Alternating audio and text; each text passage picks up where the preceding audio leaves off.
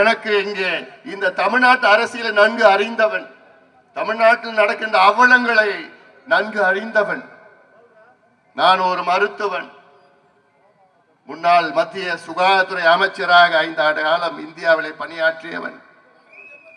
தமிழ்நாட்டில் உள்ள அனைத்து பிரச்சனைகள் மட்டுமல்ல, இந்தியாவில் உள்ள அனைத்து பிரச்சனையும் நன்கு அறிந்தவன்.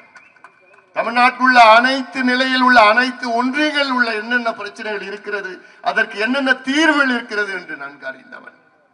அதனால்தான் நான் சொல்கின்றேன், இந்த ஊழல் திமுக ஆட்சியை வீட்டுக்கு அனுப்புங்கள், வேண்டாம், இந்த ஆட்சி வேண்டாம் வேண்டாம். இந்த திராவிட மாடல் என்று சொல்கிறார்களே, இந்த திராவிட மாடல்னா அம்பாசிடர் மாடல், பழைய காலத்து மாடல், முடிஞ்சு போச்சியா, முடிஞ்சு போன மாடல். நம்ம டி.கே. ராசா தான் ஒரு அம்பாசிடர் கார் வந்து அந்த காலேஜில் வச்சுக்கிட்டு அது பாலிஷ் பண்ணி வச்சுட்டு இருப்பார். இந்த ரேக்லா ரேஸ், இந்த குதிரை ஒட்டகம் புதுசாக ஒட்டகம் விட்டுருக்கீங்க வாங்கினீங்க. இப்படி இவர்கள் மக்களை ஏமாற்றுகின்ற இந்த திமுக ஆட்சியை வீட்டுக்கு அனுப்ப வேண்டும். குறிப்பாக பெண்கள். நான் ஏன் திருப்பி பெண்கள் சொல்லிட்டு இருக்கேன்னா, பெண்களுக்கு இன்னைக்கு தமிழ்நாட்டில் பாதுகாப்பு இல்லை. 4 வயது குழந்தை, பெண் குழந்தையிலிருந்து 80 வயது பாட்டி வரைக்கும் பாதுகாப்பு இல்லை. இது ஏன் நான் ஏதோ சும்மா சொல்றேன்னு இல்லை. 2 நாளுக்கு முன்பு 4 வயது ஒரு பெண் குழந்தைய பாலியல் வன்கொடுமை செய்த கொடூரம் தமிழ்நாட்டில். 3 வாரங்களுக்கு முன்பு திருவள்ளூர் மாவட்டத்தில் கும்மிடிப்பூண்டி அருகில ஆரப்பாக்கம் கிராமத்தில் ஒரு 8 வயது குழந்தை பள்ளிக்கூடம் முடிச்சுட்டு பாட்டி வீட்டுக்கு போயிட்டு இருக்கு. அந்த குழந்தையை கடத்திட்டு போய் பாலியல் வன்கொடுமை செய்த கொடூர ஒருத்தன், மனித மிருகம். அவனை பிடிக்கிறதுக்கு துப்பு கிடையாது.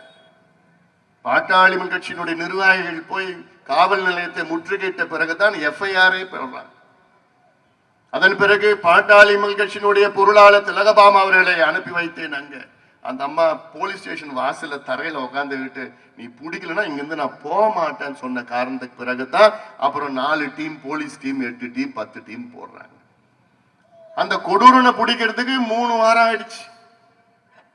எங்க பிடிச்சாங்கன்னு ஆந்திராவில் போய் பிடிச்சான், சூலூர்பேட்டையில. அவனை பிடிச்சிட்டு அவன் சொல்றான், போலீஸ் கிட்ட சொல்றான், நான் திங்கக்கிழமையிலிருந்து வியாழக்கிழமை வரைக்கும் ஆந்திராவில் வேலை செய்யறேன், வெள்ளி சனி ஞாயிறு தமிழ்நாட்டுக்கு நான் போயிடுவேன். ஏன் போனா தமிழ்நாட்டில் தான் எங்க பார்த்தாலும் சாராயம் கிடைக்கும், கஞ்சா கிடைக்கும், போதை மாத்திரை கிடைக்கும். வெக்க கேடியா, இது ஒரு ஆட்சியாயா?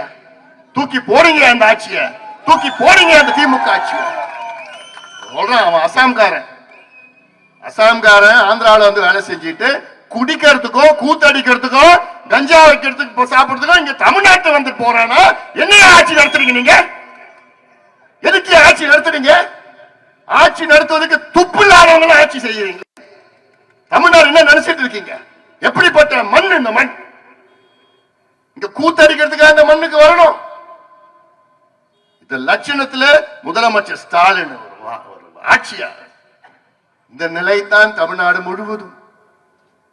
அண்ணா நகர்ல பார்த்தா 12 வயசு குழந்தைய கற்பழிக்கிறான், பொள்ளாச்சியில கற்பழிக்கிறான், திருப்பத்தூர்ல எங்க பார்த்தாலும் இதுதான் நடக்குது. தினம் சம்பவம். ஏன்? மதுவும் கஞ்சாவும் போதை மாத்திரையும் சரளமா கிடைக்குது. இதை கட்டுப்படுத்த முடியலையே. அதனால்தான் நான் சொல்றேன், இன்னைக்கு தமிழ்நாட்டில் உள்ள ஒவ்வொரு தாய்மாரும் தன் பெண் குழந்தைகளை பள்ளிக்கூடம் அனுப்பிச்சுட்டு, ஐயோ வந்துருமா, பத்திரமா வந்துருமா, கல்லூரி அனுப்பிச்சுட்டு கல்லூரியிலிருந்து காலேஜிலிருந்து வந்துருமா, வேலைக்கு போற பெண் பிள்ளைகள்லாம் திரும்பி வருவாங்களா, பத்திரமா வருவாங்களா? இந்த நிலையில தான் தினம் செத்து மடிகிறாங்க. இதெல்லாம் பெண்களுக்கு நான் முக்கியமா சொல்றேன். தப்பி தவறிகளும் திமுக நீ மறுபடியும் ஓட்டு போடாதீங்க.